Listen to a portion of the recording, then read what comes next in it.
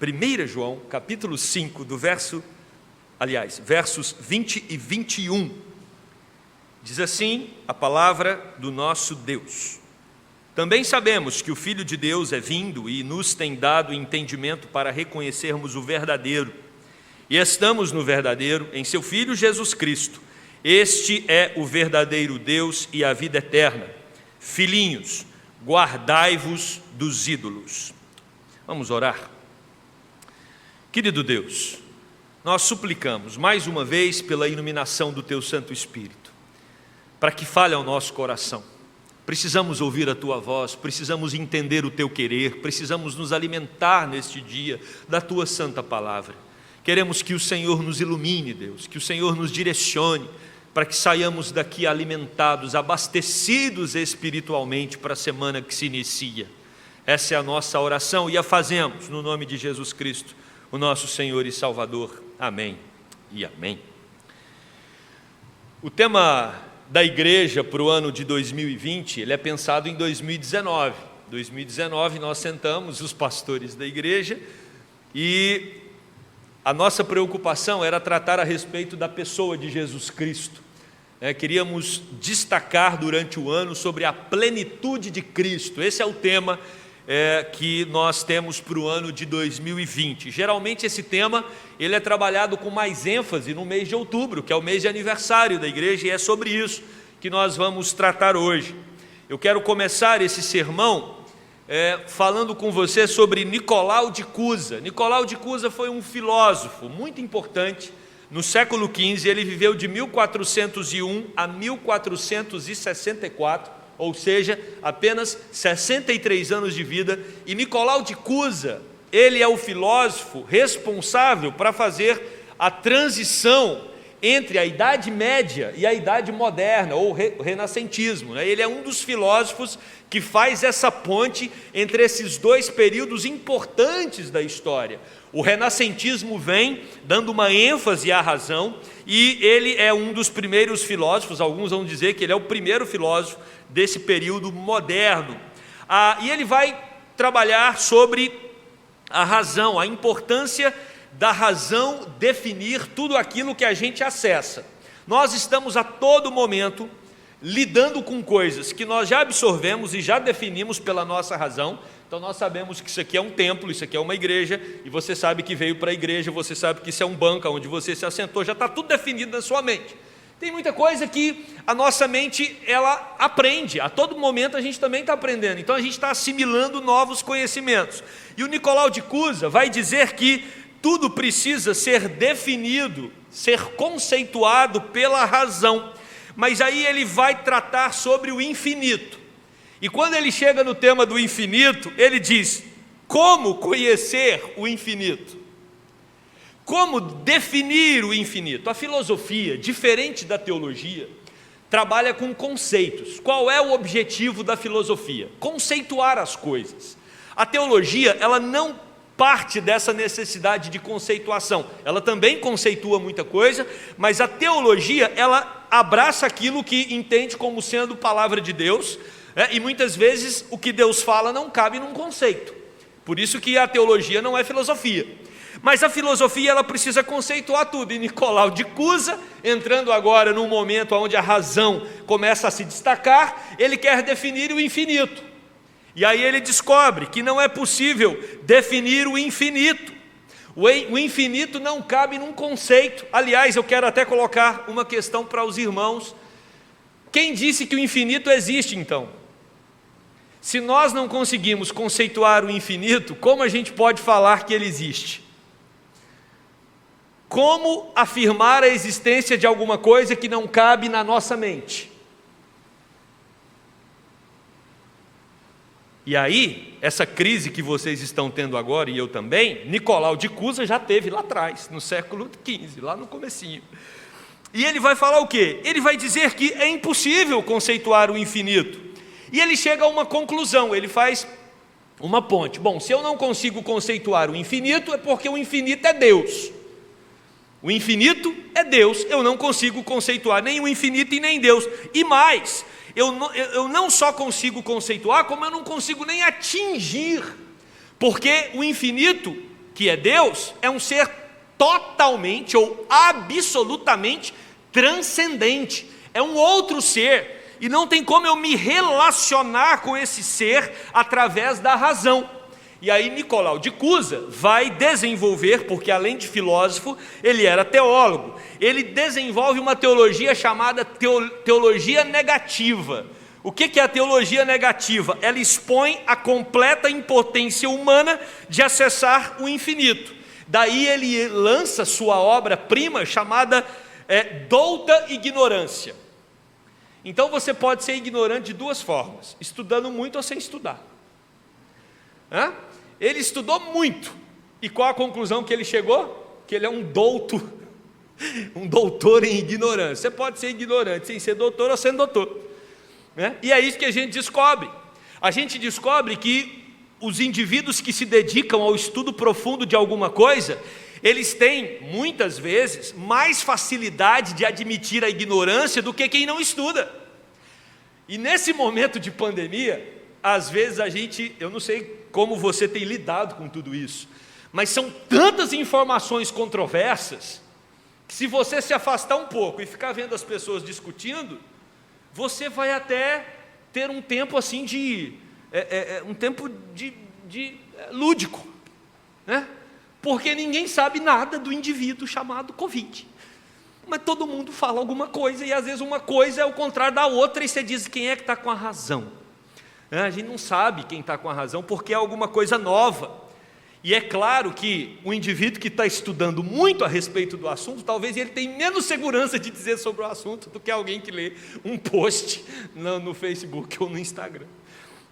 Então, ele vai falar sobre essa douta ignorância, sobre esse Deus que é um transcendente absoluto. Sônia Regina Lira, ela escreve uma tese de doutorado sobre o Nicolau de Cusa, e ela cita uma frase dele que me chamou muita atenção, quando ele diz assim: toda investigação, e ele usa a música, viu, Maria das Graças? Olha o que ele fala: toda investigação cifra-se numa proporção comparativa fácil ou difícil. Ou seja, quando você vai pesquisar alguma coisa, você pesquisa aquilo a partir de um ponto, que é um ponto simples ou complicado. Aí ele vai falar do infinito. O infinito se subtrai a qualquer proporção. Não tem como você ter um parâmetro para definir o infinito, sendo, portanto, desconhecido. Mas o que é fundamental nessa teoria é saber que não se sabe. O que é importante nessa teoria é saber que não se sabe, pois se conseguimos isso plenamente, alcançaremos a docta ignorantia. Então, se nós conseguimos entender que nós não sabemos nada a respeito do infinito, a gente alcança a docta ignorantia. E aí, a docta ignorantia vai nos colocar na posição que devemos estar. Na posição de pessoas que entendem a incapacidade de acessar o transcendente, a incapacidade de acessar aquele que é o infinito. E aí você pergunta: mas o que isso tem a ver com o texto de João? Tudo. João está escrevendo essa primeira epístola, assim como ele escreve os evangelhos, porque no seu tempo, João está enfrentando uma heresia que partia da filosofia grega. Preste atenção, o evangelho sai da Judéia, da Galiléia, começa a atingir os confins da terra, e nos confins da terra você tem o quê? O Império Romano. O Império Romano era instruído pela filosofia grega. A filosofia grega tinha como seu grande pensador, pelo menos um deles, um dos principais, Platão. E Platão dizia, na sua filosofia, que o corpo é mau e a alma é boa, porque tudo que é espiritual é bom e tudo que é matéria é ruim. Por isso que Platão, através do platonismo, muitos gregos conseguiam ter uma vida devassa no corpo, mas ao mesmo tempo atingir níveis elevados de espiritualidade, porque eles separavam uma coisa da outra. E aí nós chegamos, por exemplo, na igreja de Corinto, nós chegamos em muitas igrejas ali do Novo Testamento que estão inseridas nesse contexto marcado pela filosofia grega, E você começa a ver que essas igrejas estão tentando casar os ensinamentos de Jesus com a filosofia vigente da época. Um risco que também nós corremos. A todo momento nós estamos sofrendo pressão para casar a teologia de Jesus, a palavra de Deus, com as ideologias, com as ênfases filosóficas do nosso tempo. Essa pressão acontece em qualquer época. E aí nós olhamos para o texto de João e percebemos que está entrando uma heresia dentro da igreja. Qual era a heresia daquela época? A heresia é marcada, né, por esse platonismo, onde a alma é boa, mas a matéria é má. Ora, se a matéria é má e Jesus é bom, Jesus não pôde ter um corpo. Jesus não veio em corpo, porque o corpo é mau. Jesus era perfeito, e se ele era perfeito, ele não poderia ter matéria. E aí você começa a perceber um ensinamento ali, naquele momento, dizendo que Jesus Cristo era como se fosse um fantasma. E as pessoas estavam aderindo a esse ensinamento, porque ele era um ensinamento que coincidia com a filosofia do tempo, coincidia, né, era coerente com aquilo que a filosofia grega ensinava. E eles começam então a fazer essa matemática entre platonismo e a fé cristã. Por isso que João, em todos os seus escritos, vai enfatizar que Jesus veio em carne. Lá João capítulo 1, verso 1, o verbo se fez carne e habitou entre nós, cheio de graça e de verdade. Agora, aqui nós temos também nessa primeira epístola, João falando no capítulo 4, versículo 2, nisto reconheceis o Espírito de Deus, todo espírito que confessa que Jesus Cristo veio em carne, é de Deus. Lá no começo, capítulo 1, do versículo 1 ao versículo 4, João vai falar que o verbo da vida, ele foi apalpado, né? As nossas mãos apalparam, ele tinha carne, ele foi visto pelos nossos olhos, é esse Cristo que nós anunciamos. E aí depois João vai tratar de outros temas nessa sua primeira epístola, como por exemplo os nossos inimigos, o pecado, o mundo, a carne. João vai tratar também sobre a importância de sermos uma comunidade amorosa, porque Deus é amor. Se Deus é amor, nós temos que aprender a amar uns aos outros, a amar as pessoas de fora da igreja. E João vai encerrar com esse texto que nós temos aqui, que lemos hoje pela manhã. João encerra dizendo, também sabemos, é porque ele vem numa sequência de sabemos que, aí por último ele diz, também sabemos que. Sabemos é perceber com os olhos ou com alguns dos sentidos, é quando você tem diante de você algo que é incontestável. E João vai dizer para nós aqui o que é incontestável, né? Sabemos que, ou seja, é incontestável que o Filho de Deus é vindo, ou o Filho de Deus veio. João está dizendo, não tem como duvidar da vinda do nosso Senhor Jesus Cristo. Às vezes nós encontramos pessoas que tentam levantar dúvidas sobre a vinda de Jesus há 2000 anos atrás. Você pode até não crer que Jesus Cristo é o Filho de Deus, você pode até não crer nos milagres que Jesus Cristo fez, mas dizer que há 2000 anos atrás não existiu um sujeito chamado Jesus Cristo, aí é muito. Porque aí é você contrariar um dado histórico. E aí João está dizendo, olha, é incontestável que o Filho de Deus veio. E ele continua, ele veio para nos dar entendimento, no grego dianoia. O que significa dianoia, entendimento aqui? Ele veio para que o nosso intelecto, com todas as suas habilidades, tanto afetivas como volitivas, como até mesmo intelectual, todo o nosso ser pudesse experimentá-lo através da fé. Ele veio para nos dar entendimento, ele veio para fazer com que o reconheçamos, né? É a palavra gnosco, conhecimento por estreita aproximação. Então João está dizendo, Jesus veio e nós o reconhecemos, ele nos deu entendimento. E aí a palavra principal nesse versículo de número 20, ele é o verdadeiro. Meus irmãos, se uma palavra se repete por 3 vezes num único versículo, ela tem que nos chamar a atenção. E João repete 3 vezes que Cristo é o verdadeiro. E Hendrickson, quando ele comenta essa palavra, ele diz que João não está falando do que diz a verdade. Não é que o ensinamento de Jesus era a verdade, não, apenas, né? O que João quer nos dizer aqui é que Jesus Cristo é verdadeiramente Deus. Ele não é o que diz a verdade só, ele é a própria verdade, e ele mesmo se colocou dessa forma: eu não digo verdade apenas, eu sou a verdade. O adjetivo verdadeiro aqui revela a natureza de Deus. Se ele é o verdadeiro, tudo aquilo que vai contra o que ele diz não é verdade e não é verdadeiro.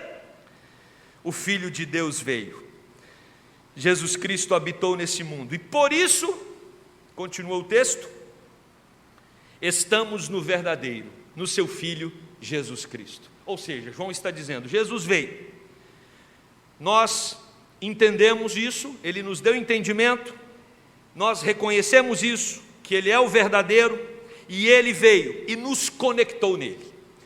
Todos aqueles que creem em Jesus como seu único Salvador estão conectados a ele. É uma ligação mística, e essa ligação ela é enfática no Novo Testamento. O próprio Jesus vai dizer: eu sou a videira verdadeira e vós os ramos.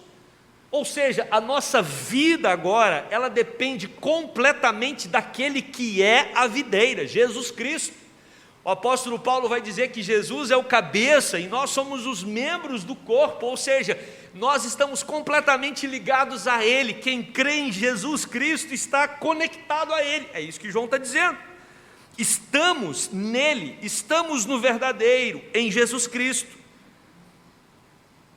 Filho de Deus. Nada pode romper essa ligação. Paulo vai dizer aos romanos: quem nos separará do amor de Cristo? Será tribulação, angústia, perseguição, fome, nudez, espada? E Paulo diz: eu estou bem certo que nada pode nos separar do amor de Cristo. Uma vez que nós estamos conectados a esse amor, ligados a Ele, viveremos não só nessa terra, ligados a Ele viveremos eternamente. Lá em 1 Coríntios capítulo 13, Paulo diz que no final vai ficar a fé, a esperança e o amor. E a única coisa que ultrapassa para a eternidade é o amor, porque Cristo nos liga a Ele em amor. Não precisaremos de fé depois da morte, porque já estaremos na presença dEle. Não precisaremos de esperança depois da morte, porque já não esperaremos mais. O que durará por toda a eternidade é o amor. E aí, uma pergunta surge: quem é o Cristo que eu creio? Eu aprendi que o Cristo que eu creio é aquele que morreu na cruz e ressuscitou. Mas quem é Ele? Essa é uma pergunta que a gente precisa responder. A preocupação de João é que muitas vezes nós podemos criar um Cristo na nossa cabeça que não é o Cristo da Bíblia. Isso independe de qual igreja você frequenta, isso independe de onde você congrega. Às vezes nós fazemos um retalho na nossa cabeça e construímos uma ideia de um Jesus que nos satisfaz, mas que não é o Jesus verdadeiro. Esse é um risco muito grande, porque a Bíblia vai dizer que o nosso coração tem uma tendência natural para a idolatria. O nosso coração é uma fábrica de ídolos, e às vezes não é que nós temos outros ídolos, temos também, né? Podemos colocar como centro da nossa vida outras coisas, mas o que João está tratando aqui é que nós corremos o risco de criarmos um Cristo que não é o Cristo verdadeiro, e esse ponto começa a acontecer a partir do momento que nós tentamos encaixar Jesus dentro da nossa mente, dentro do nosso intelecto. Nicolau de Cusa, filósofo, teólogo, vai dizer que não é possível acessar o infinito, como também não é possível compreender completamente Jesus Cristo, ou compreender completamente Deus. À medida que a gente tenta encaixar na nossa mente todas as questões divinas, a gente corre o risco de reduzir Deus a um tamanho que nos é conveniente. E aí você cria um ídolo para você, que não é o Deus verdadeiro, porque o Deus verdadeiro não tem compromisso para caber na sua cabeça. Ele não tem compromisso de ser compreendido. plenamente. Nós não sabemos nada de Deus. O que sabemos, o muito pouco que sabemos, está nas Sagradas Escrituras, e é o suficiente para crermos nele. Mas as Sagradas Escrituras não esgota quem Deus é, porque Ele é o infinito, Ele é o absoluto, ou como Lutero chamava, o absconde do que nos assombra. Por isso que a Bíblia enfatiza tanto o temor, a reverência, devemos nos ajoelhar diante dEle, estremecer os nossos corações diante da sua grandeza. Mas quando a gente tenta retalhar esse Deus para Ele caber dentro da nossa mente, isso se torna um perigo muito grande. E às vezes isso acontece quando também tentamos, como ocorria na igreja, a quem João endereça a sua epístola, quando tentamos casar os princípios de Deus com as filosofias vigentes no nosso tempo, com as ideologias. Deus não tem compromisso com a agenda desse século. Não é porque todo mundo está dizendo que determinado comportamento é aceitável que Jesus vai se dobrar diante daquilo. E aí, meu querido, quando você, que diz estar ligado ao verdadeiro, começa a mesclar filosofia com Bíblia e tenta encaixar de um jeito que te satisfaz intelectualmente, você corre o risco de criar um Jesus que não é o bíblico. É disso que João está falando. Nós somos luz nas trevas, somos o povo da vida no meio de mortos. Não tem como casar as duas coisas. E João está dizendo que devemos nos atentar ao fato de que estamos conectados ao verdadeiro. Então em nós precisa jorrar a verdade, não a nossa, mas aquela que vem de Cristo. E aí ele vai dizer: este é o verdadeiro Deus e a vida eterna. E é aqui que eu quero trabalhar com você um pouco mais. Quando João diz que Jesus é o verdadeiro Deus, se João está dizendo que Jesus é o verdadeiro Deus, é porque corre o risco da gente criar um Jesus falso, um Jesus que não é o verdadeiro. E já tentaram fazer isso com muita seriedade ao longo da história. Aqui fica explícita a divindade de Cristo, o verdadeiro Deus. E por que nós vamos enfatizar isso, a divindade de Cristo? Porque a divindade de Cristo é um dos temas mais questionáveis na história da igreja. Se você se atentar para os dias de hoje e você quiser definir o que é uma seita, né, para a igreja, para nós, o que é uma seita? O que é alguma coisa que parece com crente, mas não é crente? Se você quer identificar uma seita, como que a gente cataloga uma seita, é só você ver como eles tratam a pessoa de Cristo. Dizer que Jesus é Salvador, dizer que Jesus ressuscitou, dizer que Jesus fez milagres, tem um monte de gente dizendo. As pessoas precisam responder claramente: você crê que Jesus é Deus?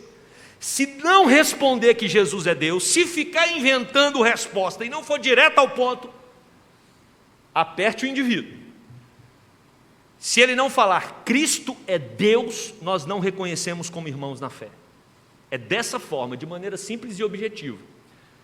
Por quê? Porque já de um tempo estão tentando atrapalhar a divindade de Cristo. Os gnósticos negavam que Cristo era realmente o Messias, lá na época de João.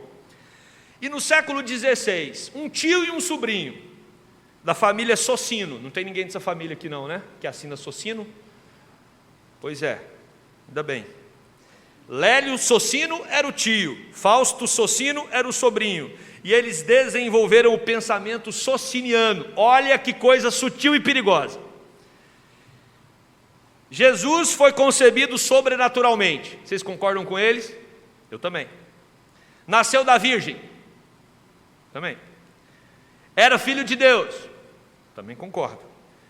Mas com respeito à natureza, era simplesmente um homem a quem Deus revelou coisas extraordinárias.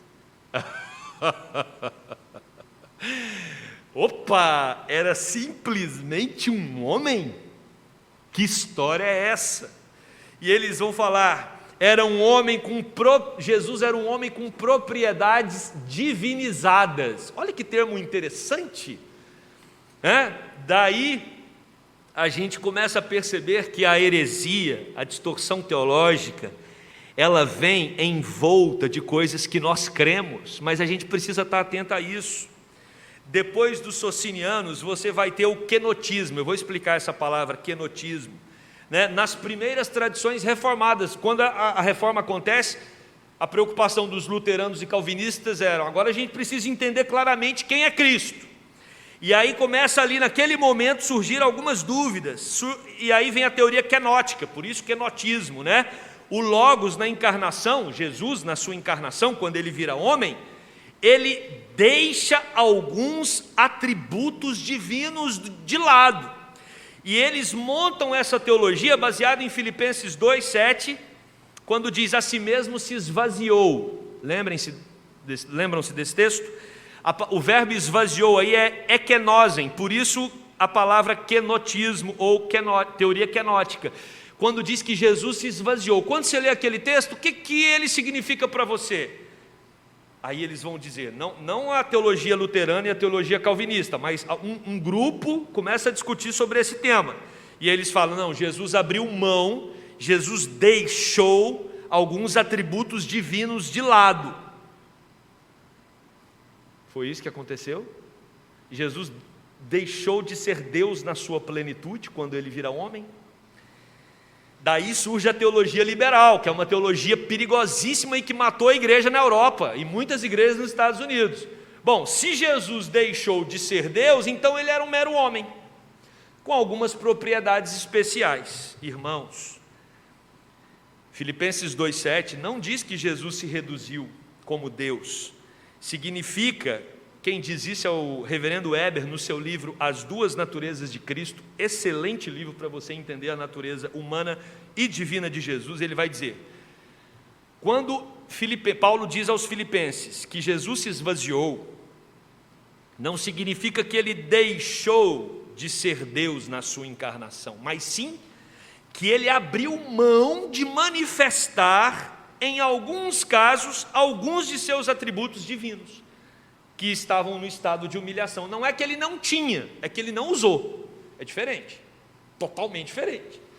Ele não reduz a sua divindade, ele é plenamente Deus, mas ele não se utiliza dessa sua divindade plena em alguns momentos por causa do seu estado humano. Então, como homem, Jesus tem fome, como homem, Jesus tem sede, como homem, Jesus cansa, porque ele está num estado de humilhação. Então quer dizer que ele se reduziu como Deus naquele momento? Não, porque ele é o Deus poderoso e ele manifesta isso durante todo o seu ministério.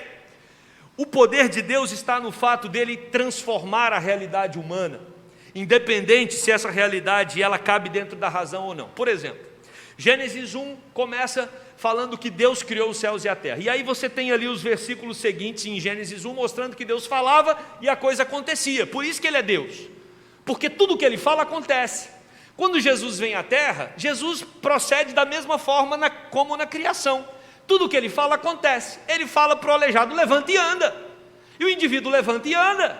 Ele fala para o cego: abra os olhos e veja, e o cego abria os olhos e via. Ele fala para Lázaro: sai do túmulo, e Lázaro saía do túmulo, porque ele é Deus, tem poder com a sua palavra para transformar qualquer realidade.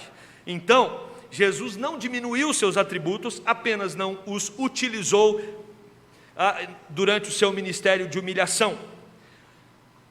Reverendo Weber vai dizer que alguns dos seus atributos foram eclipsados durante o estado de humilhação. No entanto, não é que não estavam ausentes, porque Jesus Cristo é plenamente Deus, plenamente homem.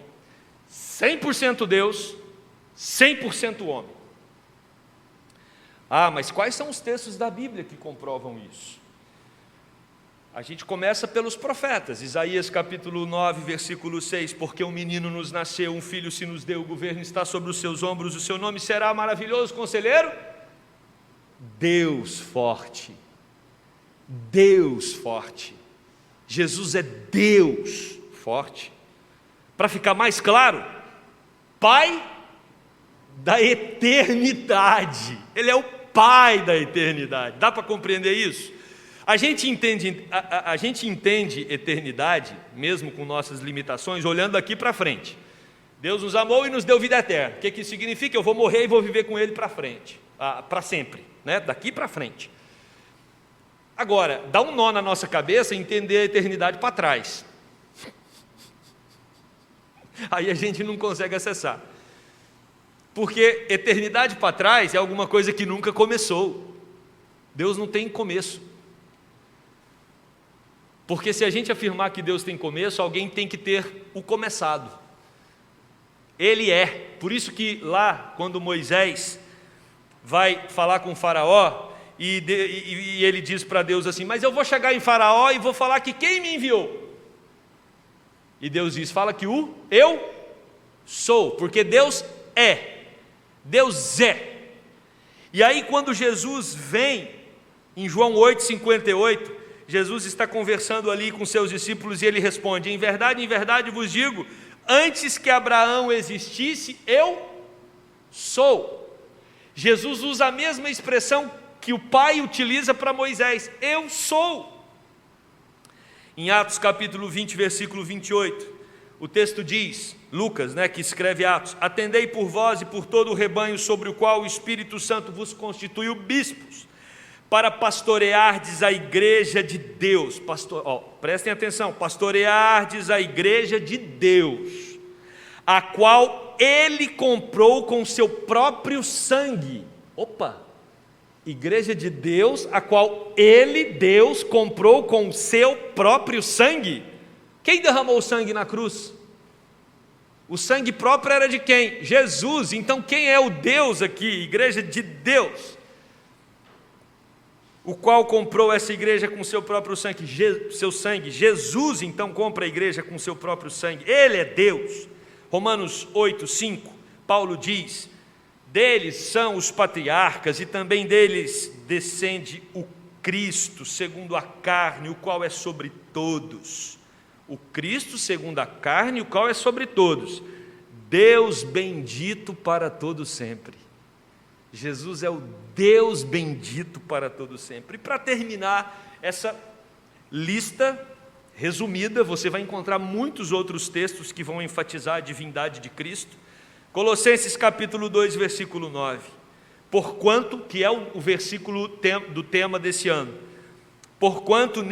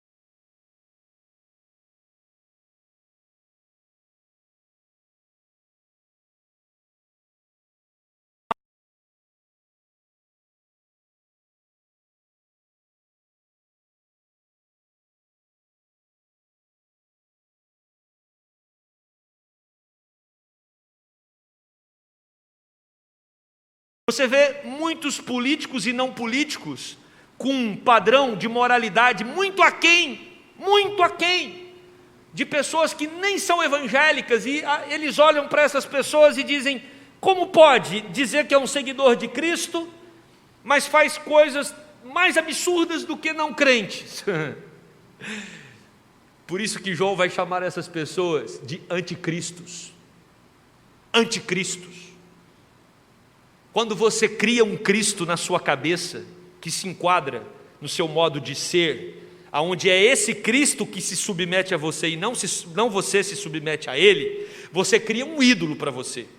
Você cria um deusinho que não é o verdadeiro, porque o Deus verdadeiro somos nós que nos humilhamos diante dele, não ele que se humilha diante de nós. Nós não o usamos para galgar, para alavancar a nossa vida profissional, a nossa vida econômica, nós não o utilizamos.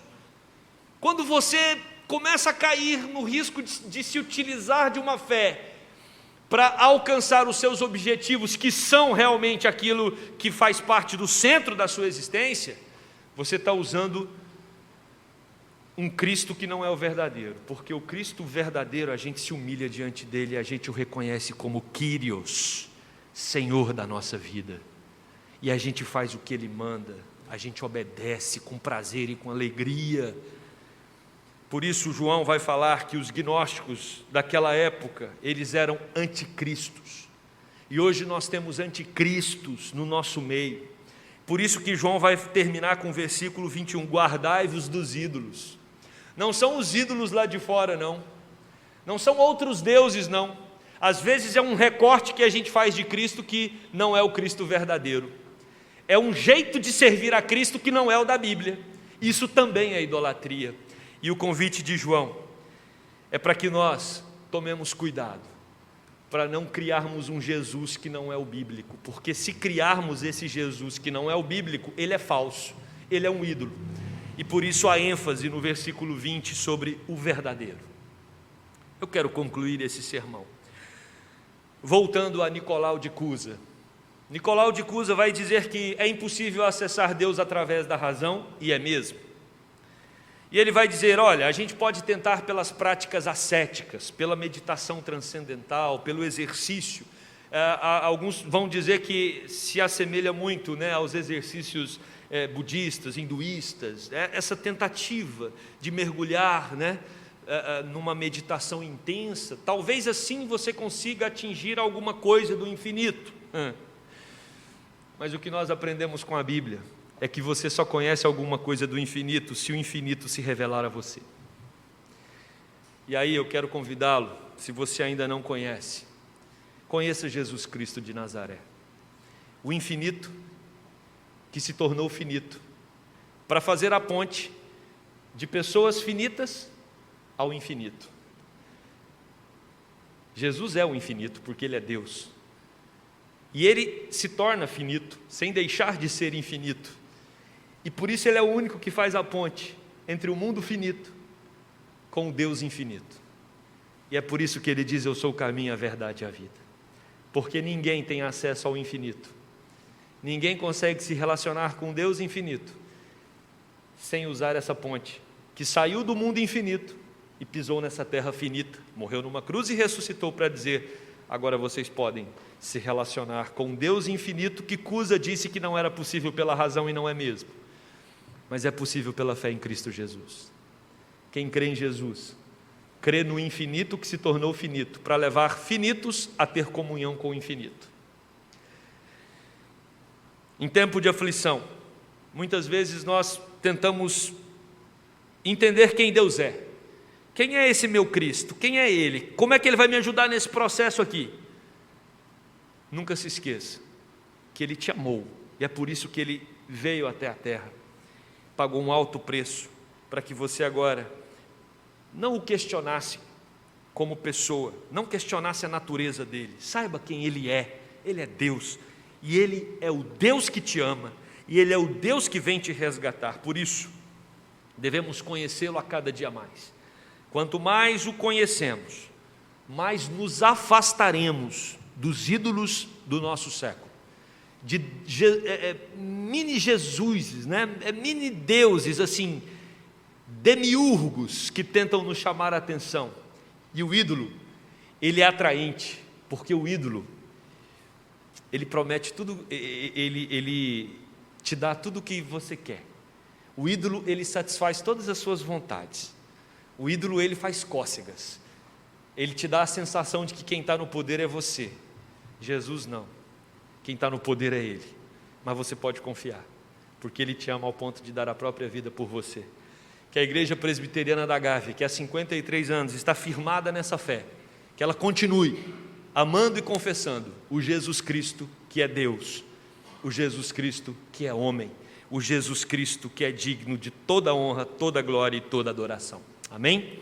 Vamos orar. Pai, obrigado pela tua palavra, obrigado porque ela nos revela o teu Filho, o Deus infinito, que se tornou homem, habitou num corpo finito, para morrer numa cruz e ressuscitar, e dessa forma dar vida a todo aquele que crê no seu nome. Louvado e bendito seja o nosso Senhor Jesus Cristo. Obrigado, Deus, porque esse movimento foi um movimento de amor que partiu do Senhor. E obrigado porque agora, momento difícil que enfrentamos, nós temos a certeza de que Jesus Cristo está conosco no processo, nos sustentando, nos ajudando, nos orientando, nos pastoreando, como Ele pastoreou o povo enquanto Ele esteve aqui na terra. Ó Deus, que o Senhor nos dê cada vez mais segurança nessa verdade profunda do Deus que vira gente, e vira gente para morrer numa cruz por nós e para nos dar a vida eterna. A Ele seja a honra, a glória e o louvor para todos sempre. E é no nome dEle que oramos. Amém.